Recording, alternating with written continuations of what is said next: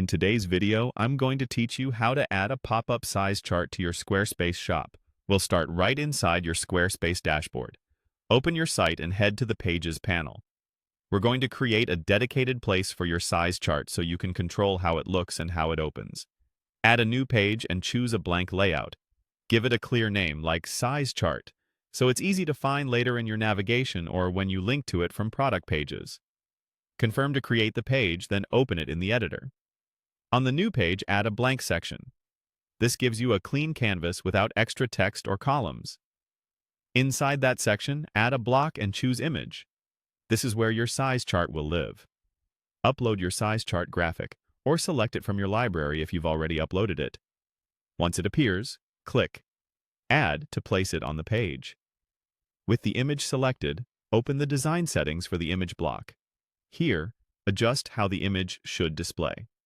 If you want the graphic to fill the available width, choose Fill. If you want to preserve the exact proportions without cropping, choose Fit.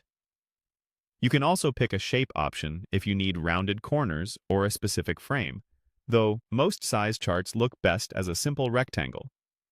Next, open Image Effect. For a true pop-up feel, choose the Lightbox style effect so the image opens larger when clicked. This helps customers view your size chart in detail without leaving the page. When you're done, head back out of the design settings. If needed, fine-tune spacing and alignment so the image sits centered and has comfortable padding around it. Then switch to the content settings for the image. Add descriptive alt text like Size Chart for Product Type to improve accessibility and search visibility. If your theme shows captions, you can add a short label such as View Full Size Chart. Double-check that the click behavior reflects your chosen pop-up effect. Now, edit the section itself. Open the section settings and choose Background, then Colors. Pick a background that keeps the chart readable and high contrast.